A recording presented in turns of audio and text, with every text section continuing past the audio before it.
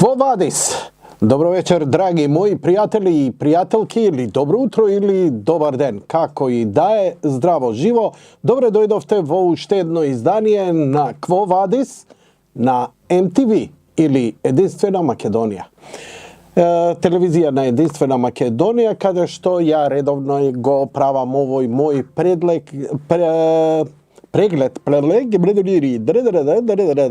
Janko, biti seriozan, работава je seriozna. No, ne, sorry, odbivam najserioznite работи да ги сваќам seriozno i najneseriozните neseriozno. Kakva logika ima? Nikakva, brat. Ама како што живееме, драги мои пријатели и пријателки, во нелогично и апсурдно време, се што ќе кажеш може да помине, па може брбљаници на почетоков и нешто да се битни или небитни. Не. Океј, треба да има човек доза хумор за да го преживее прво се во ова и за да го изживее, а за да го надживее, тоа бара многу силен дух, а силниот дух има хумор, силниот дух има се смее на смртта, се смее на болката, се смее на страдањето и го прифаќа и му вика: тоа ли е се? Можеш ли малце појако? Македонскиот народ, колку и да страда, треба да биде сватен дека е спасен токму поради тоа. Ретко кој се спасил затоа што му е благосостојба во животот. И тоа не е нека не ни е утеха затоа што треба да страдаме и понекогаш си мислиме: абе добро е, ја и го поднесувам страдањето свое. Уствари сега зборам во своје име, но многу ми е тешко кога близок некој мој страда. Знаете, многу ми е полесно и поубаво е и кога поминував некои големи своји искушенија, многу ми е полесно да ги носам своите болки, своето искушение, само да не гледам како ближниот мој страда, некој мој близок кој многу го сакам. Тоа е некоја човекова природа или човекова духовна и емотивна еволуција која си ја носиме во нас. Она што изминатава недела ме фасцинира е сепак Доналд Трамп и овие 10 минути му ги посветувам на Дончо. Мојот Дончо. Дончо се враќа. Слушајте, колку и да ви звучи пародично или небулозно, Дончо има добри причини да се врати.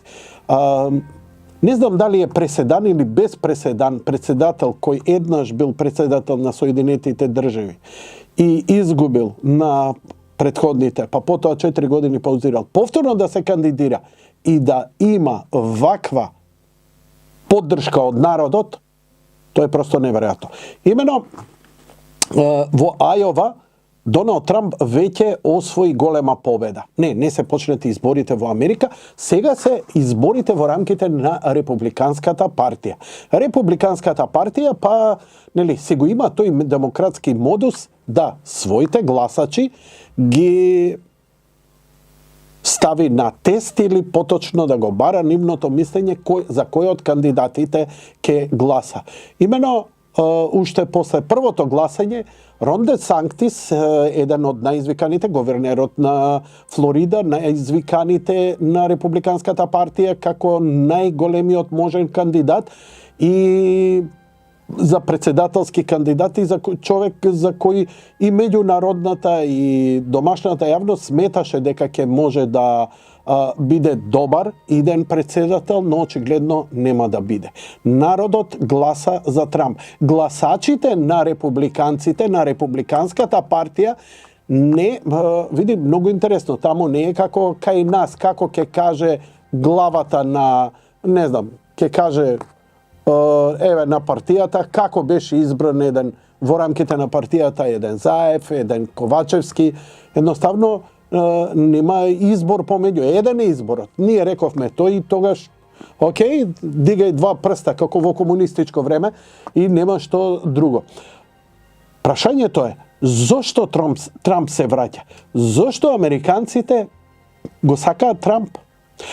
Пазете, кога зборам за анкетите, не зборам за анкетите дека он добро стои меѓу републиканците, а тоа веќе го покажа. Сега има гласање, ми се чини дека дури денеска или вчера, зависто кога се емитува емисијава, во Нью Хемшир, каде што единствен против кандидат му остана Ники и прашање е со неа дали и она ќе се откаже. Ако она се откаже, и ако е гувернер во Пенсилванија, ако она се откаже, Доналд Трамп останува неприкосновен кандидат на Републиканската партија. Имено, некој ќе рече, абе добро, ваков е и таков е, и во право сте. Има многу мани тој човек. Шалабајзер, треска и така натаму и така натаму. Зошто тогаш американците би го сакале Доналд Трамп? Еве сега нели ќе спомнеме, Доналд Трамп кажуваше дека он не започнал никаков воен конфликт, не бомбардирал никого за своето председателствување. Да, точно е, и мислам дека токму тоа е и причината зошто он изгуби на председателските избори. Сега треба да идеме многу во детали за мочуриштето и како мочуриштето делува низ целиот свет, како впрегнат заедно со инкриминираната USAID, потоа нивната маша неофицијална за NGO Сорос отворено општество, чии последици ние постојано ги живееме наводно добро. Еве ви едно Blu-ray плеерче ќе ви подадеме, ама затоа ќе дадат 30 милиона пати повеќе за некоја NGO која е маргинална и која ќе ве малтретира, и врз чии основи ќе се формираат како едно општество ќе биде воспитувано во училиштата, што ќе ве учат, да им кажуваат на децата машки или женски или имало родители, немало родители, парент е, парент бе и така натаму. И сето тоа некако дури може да го преџва ка американецот до некаде. Пазете, американците генерално се конзервативна средина. Значи, што значи конзервативна средина? Тоа се луѓе кои идат недела од црква, кои семејството им е основа, многу детно семејство им е нешто, како да ви кажам, генетски, уште од доселениците кога доаѓале. Тоа е и за преживување, и за надживување, и економски, и емоционален, и духовен просперитет, и личен на едно семејство, ни општествен. Така они си функционираат, затоа што они се единствени каде што колку е подобра материјалната средина, материјалните добра, толку има повеќе детно семејство. Ние во Европа, колку сме побогати, толку помалку деца имаме. Кај нас е бела смрт, просто неверојатно во контраст. Но да не навлегуваме, затоа што во светот, не знам, еве видете една Палестина има поголем повеќе деца се раѓаат во една Палестина, во едни ужасни услови, одошто во една Европа каде што има идеални услови, но веќе идеологијата се крши. Што е она што му смета на американецот и зошто се враќа на Трамп и не му треба десанкти? Социјалистиве кои се на власт, така наречени демократи, забега, исто како и нашиве, забега во своите агенди. Наместо американецот, човекот, поединецот, да им биде важно, нив им беа маргиналните групи поважни. Трансджендери, LGBT, Black Lives Matters и сето тоа што им се случува на улица. На секој медиум, по училиштата, веќе децата се под силен идеолошки притисок да прифаќаат некои неприродни работи, кои оваа социјалистичка гарнитура смета дека се прогресивни и дека се напредни и дека тоа треба. Од друга страна, проблемот е што веќе насилствата стануваат секојдневни и се повеќе на улица. Например,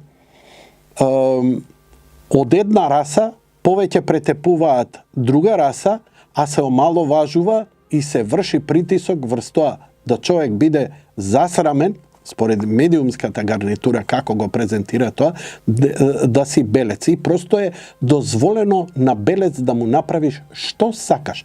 Да го тепаш, да го претепаш. Преполно е сега видеа од американското општество каде што повеќе црномористи момчиња претепуваат бело момче, се смеат, се изживуваат, го убиваат, буквално го газат на улица, се повеќе и повеќе и сето тоа поминува скоро неказнато, или ако е казнето, тоа е благо казнето. Мислам, македонецот многу му е позната оваа приказна во некои други изменети форми на ликовите. И сега, исто како и кај нас, и во Америка отпорот почувствуваа дека веќе не може да биде медиумски. Имено медиумите веќе под контрола на одредени групации кои застапуваат претежно. Слушајте, да не се лажеме, во Америка ЛГБТ заедницата владее со медиумите. Па дури и оние што се десно ориентирани и порадикално десно ориентирани, они владеат и не смееш тука да писнеш против тоа. Но, драги мои, можеш да гласаш или да не гласаш. Американскиот народ, кога нивното најубаво пиво, на насловна страна на самото пиво и како лик со кој треба да се идентификуваат, им прикажа еден трансджендер лик и американецот, тој е обичен, нормален човек кој пие пиво, кога го виде тоа, не излезе да крши, не излезе да тепа, не излезе да пали, едноставно го престана да го пие тоа пиво. Полудеа. Продажбата на пивото веќе е крајно. Да веќе се размислува да го избришат од постоење и да измислат некоја ново пиво, бидејќи загубите се огромни. И познатата реченица go woke, go broke. Американскиот народ дава тивок отпор. И е многу добар пример како и ние можеме да го направиме, затоа и го кажувам ова. И затоа се повеќе се врти кон Трамп. Трамп им покажа дека не мораш да бидеш расист, не мораш да бидеш против ЛГБТ заедницата, против црните или мигрантите, туку да бидеш про закон и про економија. Имено сега во овој момент законот е многу ликвиден, течен, аморфен кога се во прашање малцинските заедници. Дури отворени граници имаат да се примат што е можно повеќе мигранти, за да утре тие гласаат, дури и тоа се прави, сега им даваат healthcare, им даваат дури и се работи на тоа да им дадат право на глас. Нема да помине, па ќе видиме. 10 минути некако ми измина, ама расположен сум за ова јадење хамбургери, затоа што отпорот кај американците е се поголем, они очигледно дека ќе гласаат за Доналд Трамп заради една и многу битна работа. Не е идеологијата, не е ЛГБТ, туку економијата. На страна, се ова американскиот народ и ќе го проголташе, разбирливо, окей, они се толерантно општество, инаку не би трчале сите таму. Иако покушаваат се обидуваат да кажат дека американците се нетолерантни, расистички и така, па што мајка барате ако сте таму? Не е така. Имаат изворедна економија и толеранција. Самиот либертаријански пристап е многу френдли кон сите и кон се. Само се бара едно, почитување на закон. Доналд Трамп тоа го направи. И втора работа, многу класично да ви кажам, бидејќи се обидував со директен контакт со луѓе, US citizen да разговарам, што е тоа што нив ги привлекува Доналд Трамп, а не ги привлекува некој друг кандидат. Тоа е што Доналд Трамп ја тера економијата добро, тоа е што нивната потрошувачка кошница пред 4-5 години, ако била $120, сега е $500.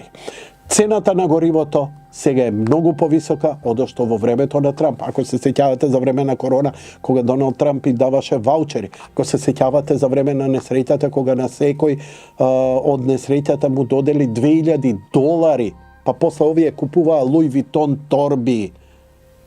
Така што народот почувствува дека колку и да е он проблематичен со неговиот став, со неговата тврдоглавост, со се, он работи по закон и прави економија. И работите не ги решава политички со фаворизација. Добро, ова е стрикоми, нема проблем, за него ќе завршиме работа, како што овие се на власт и ке нас е таму, истото е. Туку по закон. Нема милост. You are fired. Така што мислам дека вечерва, не сум сигурен, ајде на наредниот Quo Vadis за единствена Македонија кој ќе го направам, најверојатно ќе имаме конкретно дали Доналд Трамп, бидејќи ќе идат по секоја држава ќе се прават ако има конкуренција и изедначеност помеѓу кандидатите. Значи имаше повеќе кандидати, Десантис се повлече, останаа Ники и Доналд, и ако вечерва Нью Хемпшир победи и го прегазат, на крај Ники може и да се повлече и да остане Доналд Трамп единствен кандидат, тогаш нема повеќе да се иде и ќе биде конвенцијата на републиканците некаде во мај, каде што он ќе биде неприкосновен и лидер на партија, но и председателски кандидат и здравје Боже во ноември. Што нас не да тенгира? Дали нас Доналд Трамп ни го спаси името? Не. Затоа што длабоката држава е многу голема, многу силна, многу длабока, многу корумпирана и не може еден председател во еден мандат да го измени тоа. Затоа што тоа е и во порите и кај републиканците и кај демократите апсолутно, и тоа е долготраен процес. За жал, сега си викам, ако останат овие на власт, кој и колку нови конфликти имаат, затоа што откако се на власт имаме Украина, имаме Израел, имаме Сирија, имаме сега Иран. Иран беше нападнат од Авганистан. Размислете само малце од каде и што. А Тајван е вака напнато. Дали со доаѓањето на Трамп, пошто ќе бидат пресечени нивните корени, ќе се осмелат да го притиснат пред неговото доаѓање да направат голема криза и црвеното копче? Ја искрено се плашам, затоа што дури ако ме прашате, еве ви теорија на заговор, дека една корона ја измислија за да можат да го срушат Трамп, за да се спроведат воените планови ширум светот. Колку и да звучи сулудо, но не знам. Следете, не секогаш е таа игра толку суптилна и толку длабока, но не секогаш е и толку видлива и предвидлива. Возбудлива година не очекува. Драго ми е што ме следевте во Quo Vadis на Единствена Македонија.